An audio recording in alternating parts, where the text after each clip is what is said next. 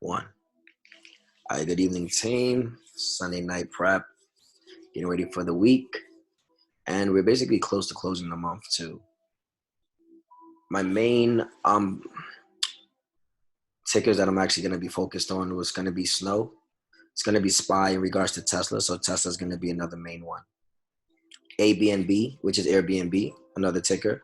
EPD, of course. XLE as well. And I have a play for us, but I'm not mentioning it until tomorrow. The reason I'm not mentioning it until tomorrow, as you guys know, we have other services, head of other services in our team. And I don't want to give anybody a head start other than my team. You guys come first. With that being said, let's jump into it. We can go over every other thing, but these are the things I'm focusing on this week. Mo also too, can't leave that one out. So currently looking at Snow.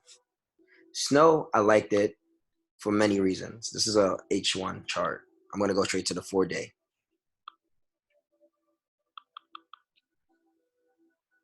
Everything's going to seem brief, but it's going to make sense.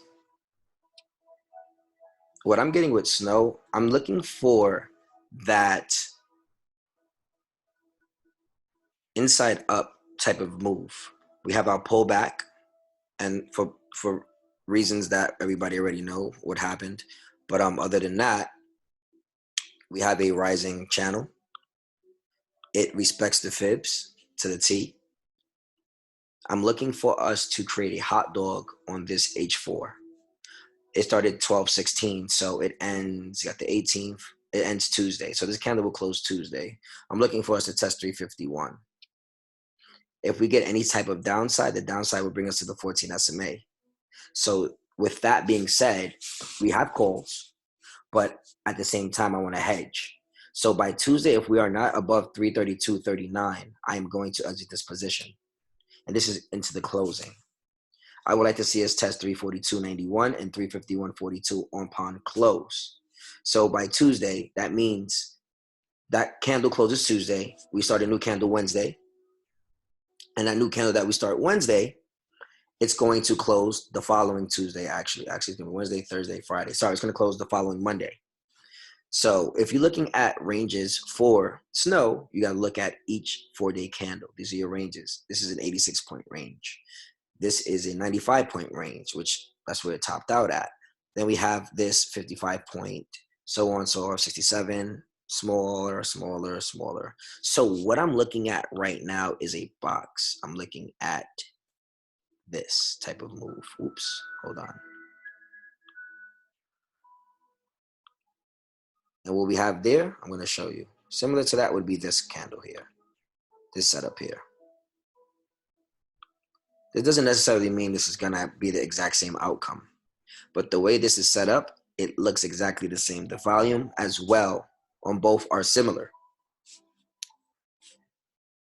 So what I'm looking at is a retest of all-time highs, and at least we can touch 440 by the time our calls expire, not our weeklies. I did the weekly because I was looking for a rotation up. And that's the 4D. So I like to backtrack. I go to the 2-day, the 1-day, which is the daily. Gives you an idea. We got a box forming on the 2-day. The 2-day started 12/18, so that started Friday. So it's going to close Monday. So what I would like to see is 351 by Monday. This will confirm, or any close above 342.91, as we are still inside of the 12/14 candle.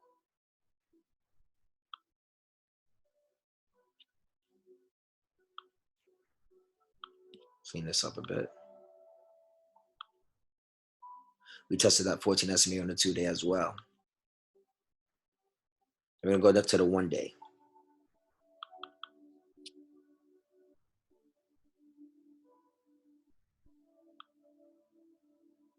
Everything remains within the channel.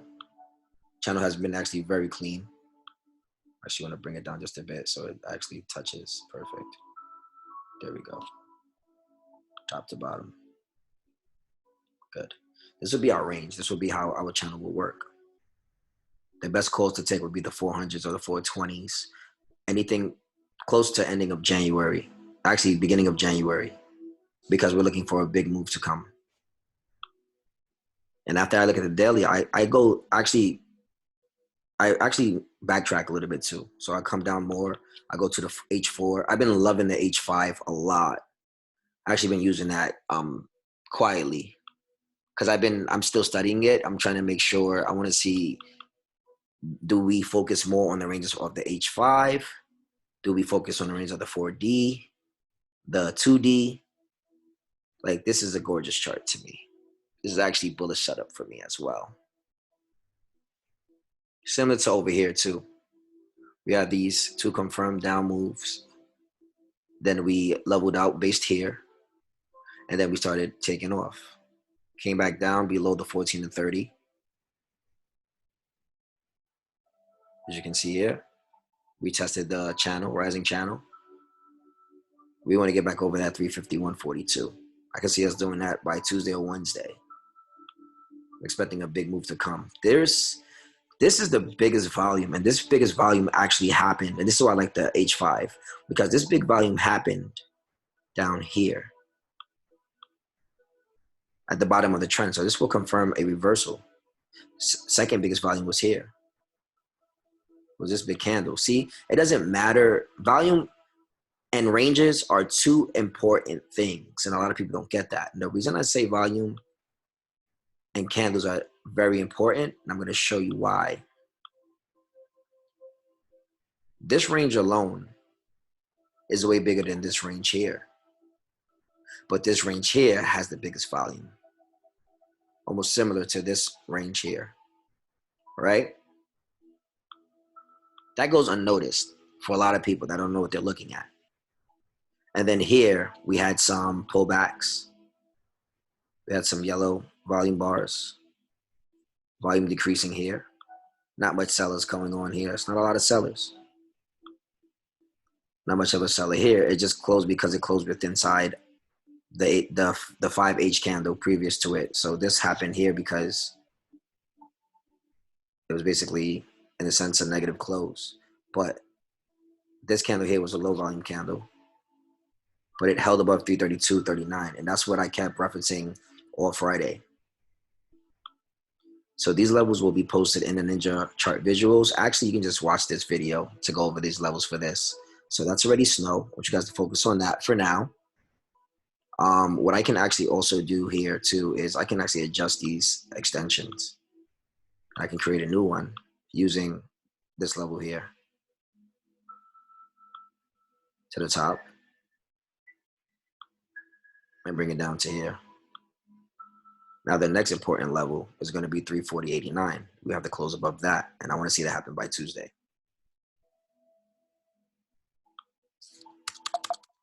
Next up, I also said snow. I said Airbnb. It's another one I want to focus on too. Got a couple of names I want to focus on, but I don't want to focus on names that we've been playing for months. There's no point in doing that. The levels have not changed with those names. Mo was a big play for us this week. Very big play for us. Let me clean this up. Everything's about patience. And if you're going to join this team, I want you to be patient. And if it's your first time joining the team, do not play anything the first week. Because one, you don't know how we operate. And two, you're just jumping into something without even knowing what's going on. We have a plan. You don't have a plan. You can't go off of a plan that because, oh, okay, Ninja's doing this, I'm going to follow suit because what? He rarely misses. I miss a lot. Sometimes my Greek takes over me too. Which happened actually with XLE. I had 1,000 contracts at 7 cents for the 42 calls. Sold them for a gain, and they went to $1 too at that.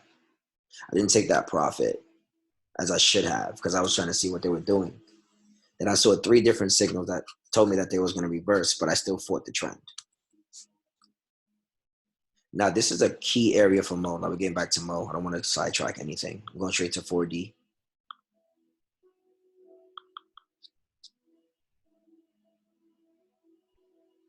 Mo, this is a big level. This is a big area. Let's clean this up. Let's get rid of these. 4382 is a huge level, and that push this week was telling me that they have something planned. Let's look at the chart alone. That's a big level going across. Look at it.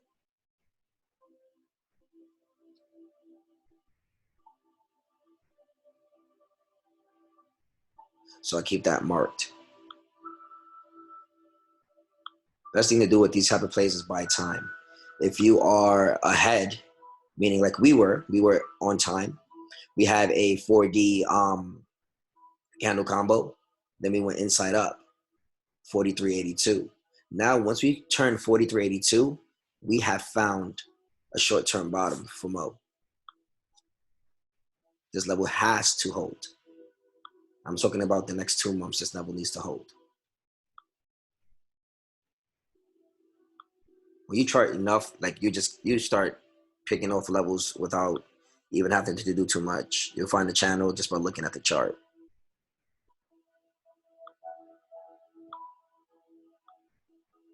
Clean everything up. See, 4379. Look how everything adds up. Next big level is 4776. So the best bet here is to take the 47 calls ending of January. As long as this trend stays intact, we get above. We already closed above purple here. So you keep these levels in mind for Mo. We actually just crossed above the 14 and 30. Definitely bullish. Will we get a quad top? Probably even more than that. I doubt it. This is a solid close here, and it hasn't really happened. This was a rejection here at 228, February 28th of 2020. Now we're retesting, and this is one of my favorite actually patterns. Ascending triangle within a channel. And your breakout would be 4379. We closed literally at that breakout.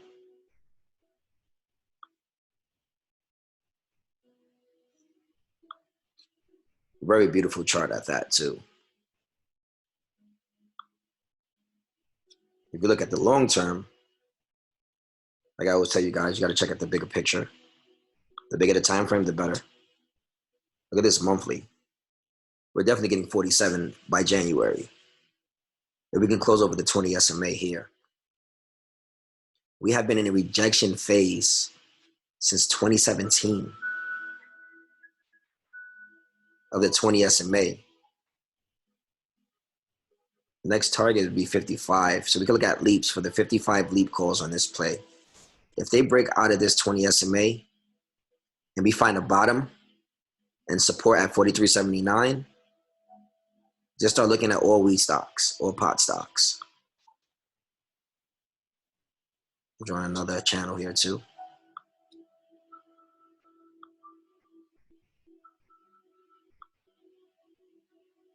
This is off the strength.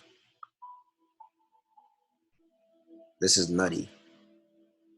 And if we did a big, actually I could do an extension off of this just to give you even a bigger picture, right? That Friday move was crazy. I thought they was gonna get it for us this week coming up, but nah, they had a different plan and they did it quick and I liked it. So that means somebody knows something off that move in itself.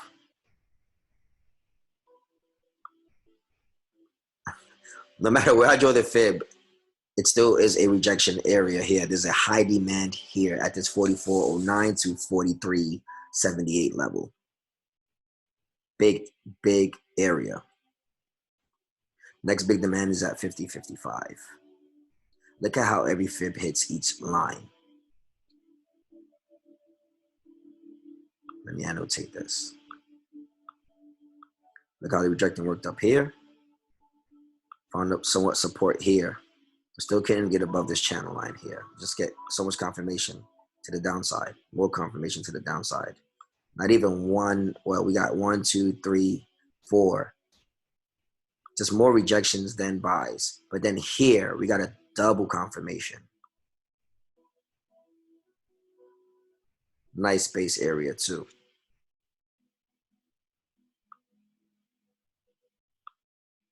So that's Mo. Your levels are here. Let's move on to the next thing. Airbnb, the IPO. This thing is interesting. I love how it moves already. It reminds me of Snow too. This is a pretty strong one as well. H3 is very bullish. Chart's pretty clean. This is, I'm not even going to use volume on this one. Just gonna go straight off the chart. It's an IPO. Can't basically go for volume just yet. Find your rejection area, 156.61, 161.66. Above that, it's 164.92, which will be all-time high, targeting 174.40. This is your H3. This is a 5. Your H5 is bullish. Candle combo after candle combo after candle combo. 2 downside candle combos, which were bearish, bottomed out at 121.43. Then we had a huge candle combo, 12.16, followed by 12.17, followed by 12.18. Oh, let's see 165. This, hence why we took the 160s and the 165 for this upcoming week. Not sure what they got planned for this one, but I love this a lot. I'm big on Airbnb. I actually never used it, but I know a lot of people that use it. And it's becoming a hot thing, to be honest. It's better than getting a hotel, to be honest.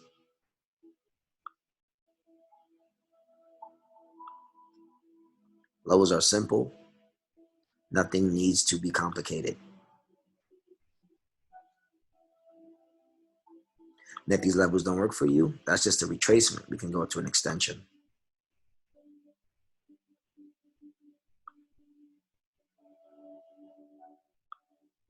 I try to simplify my trading as much as possible. I stick to the 14 and 30, but I love the Kelt so much. My favorite is Keltner channels, but I love my 20 SMA, which is the middle Kelt. I think by open on Airbnb tomorrow, I'm looking at the 170s too. I'm going to take those for next week. I can see it hitting 170 this week, but I like money, so I don't want to try to take the 170s and then just suffer from decay for them to make a big move Thursday or Friday. Don't want to do that. Don't want to risk that. I want to price my premiums the right way, so I want to buy more time.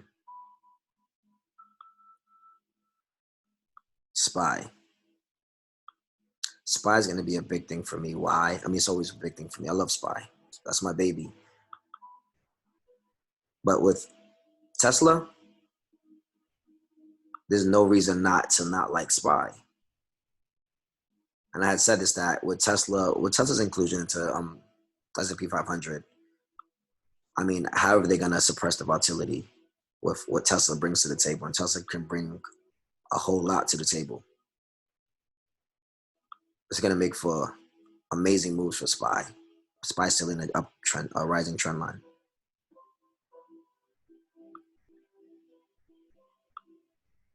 I don't know what's going to happen next year, but we will probably top out at the top of this trend line and pull back and probably go sideways. Another thing that you can see off the strength, we have an ascending triangle. I'm actually going to use this high over here, closing high. Keep that. This is going to be a triangle. We can use this up here, but don't really want to do that. So within this area here, we can do a pullback from the highs. You can add, let's actually get rid of this. You can do a retracement. Or you can do an extension. They both work. I'm going to bring it down to here. I don't want to go too far back. I like to keep it clean, right? So I'm going to get rid of these lines that I already drew. Perfect. Let's give you an idea. Look at where it suppressed the price at 367.38 Friday, and it took off from there.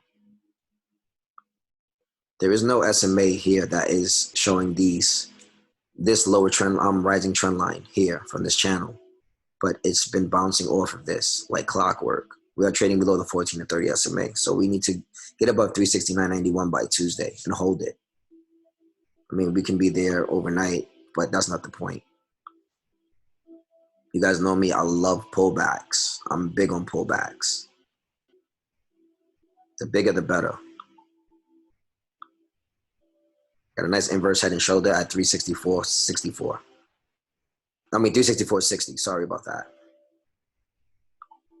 Give you an idea.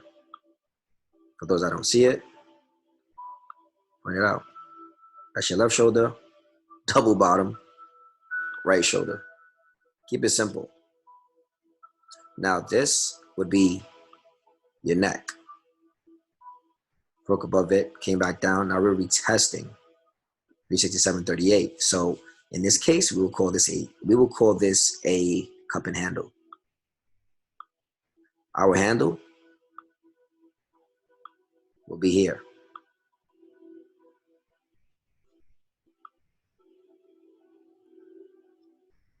This will be our cup. I can't use like a oval or anything like that, but you guys get the picture. 369.91, but I want to see us above 371.44 the closing. Targeted 375. So 375.32 is going to be the target. SPY doesn't care about 25-cent increments because SPY trades to the tick, to the penny. So I'm looking at the 375s for next Friday. We can even be smart and we can actually buy 2 weeks out. Post-Christmas.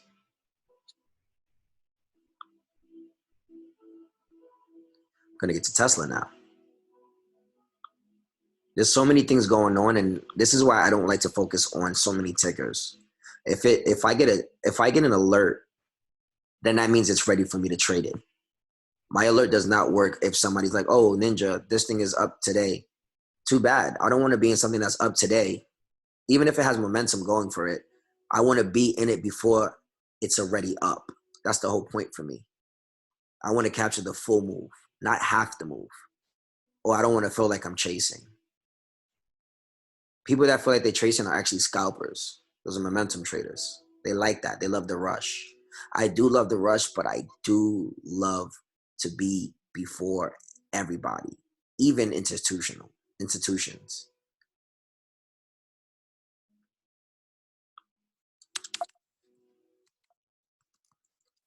Tesla. That move Friday was crazy. Was that 40 points in like 10 minutes or something like that, they said?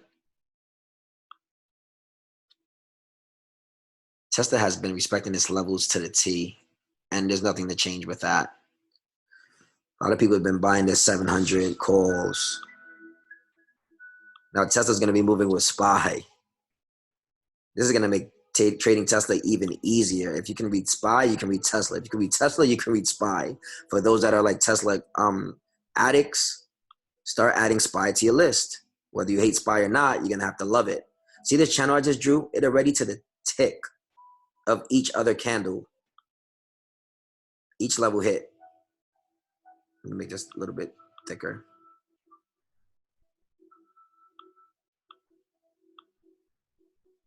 Much better. Get rid of this. Clean it up again.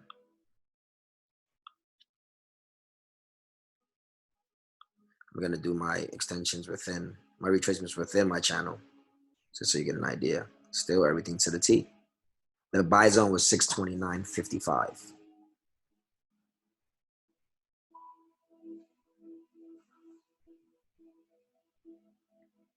So I want to see one more pullback. If it does come back down to 642, which I doubt it, as long as they hold that 657, definitely be a buyer there.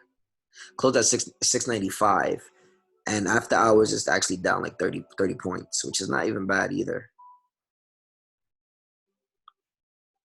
I'm willing to buy at 657 if we can get that. I'll take the 670s in a heartbeat. 700s for the next following week. I just want to keep it simple for you guys. I got to get to XLU. We used to play this. We played this religiously. We played this one perfect. And then we stopped playing it because it stopped paying us. There's no point. I mean, you can play it any way you want to play. If you like to short, you short it. you do that. But for me, when it started paying the long side, I didn't care about shorting because there was other opportunities. But this has me 61.73, 65 calls upon breakout. I would like to see a nice green candle for XLU coming up soon. Let me clean this up. Sometimes I don't need fibs. Sometimes you just gotta look at the basic. You have your trend lines, you have your supports, and you have your resistance. That's all you need when trading. Too many technicals, your charts look disgusting. In the beginning, I used to be that guy. I'm not gonna lie to you. I used to be that guy that had so many things on the chart. And then I started seeing that, it started messing with my head. I started overlooking too many things. And then after that, everything changed for me. I was like, you know what, Celts, I love the way Celts work. I'm gonna incorporate that in my trading. Nobody was really using Celts. I was the only one using Celts. Now everybody's using Celts. It simplifies things. When you run out of ideas or your texts are not adding up, I go straight to Celts. That's like my backbone.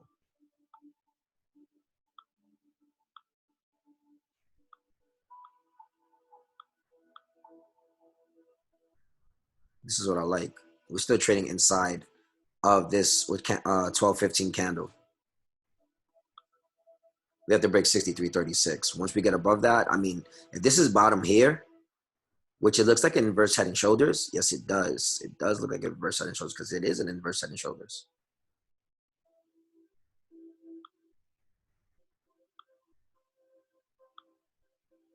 Left shoulder. Right shoulder here. It actually would be over here. Wait, I actually messed up. Sorry. Left shoulder here. And right shoulder here. Then you have your head here. Your breakout is going to be 63.36. Above that, we're getting 64.17, 64.72, and so on and so forth. It's actually an H5, so I do a bigger picture so it doesn't look like it's going to take forever to get there. So look at 4D.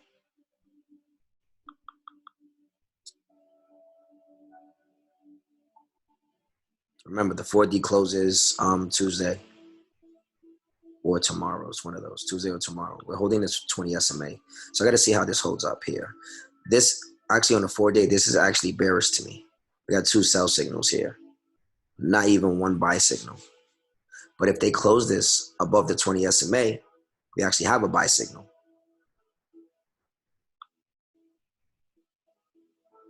So we got to pay attention to this. I don't like this range. And if you break it down, you actually have a wedge, which I'm not a fan of.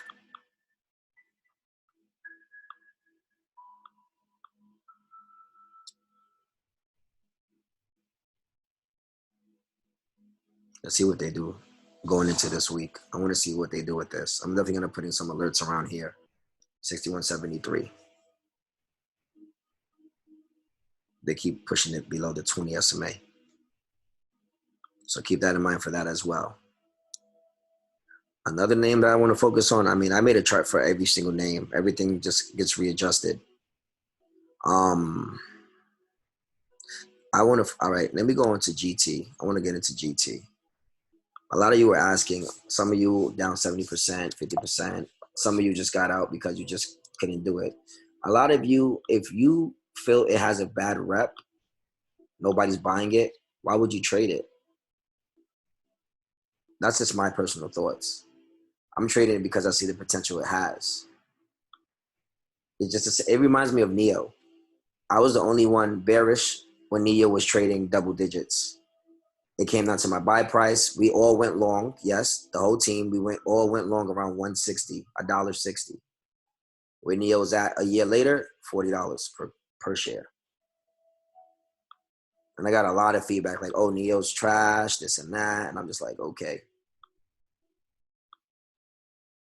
But look where Neo's at. Everything is more about time. You got to be able to be patient. When you're playing leaps, you got to be able to sit on it. If you can't sit on it, don't play it. If you're not patient and you're in a rush, you want fast money, I don't know what to tell you. No such thing as fast money. And if there's fast money, it's not the right money. See, looking at the 4-day, this is bearish to me. But if they can hold that 1056 level this week, then we have a chance to see 1154.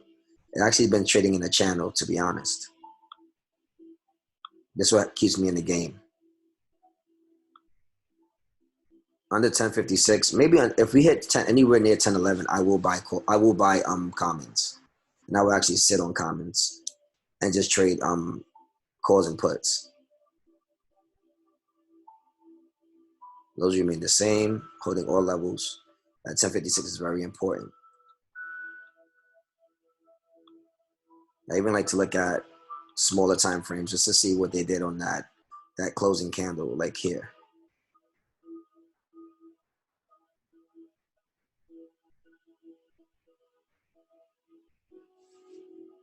I look at other candle setups similar to see if there's any like repetitive patterns, like this one right here,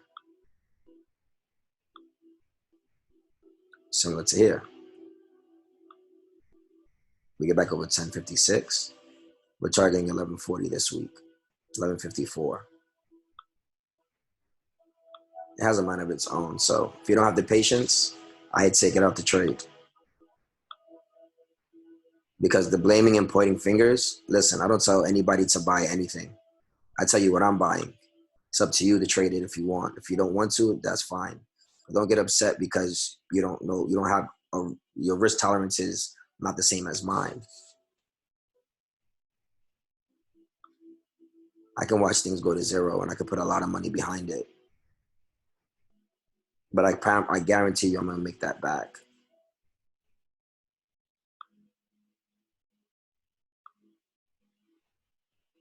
I love this setup and I'm sticking to it. Because when it pays off, it's going to do its thing. That's GT. Levels still remain. I actually give you some updated ones. Just short term. Going forward for the next 2 weeks. This should last. Perfect.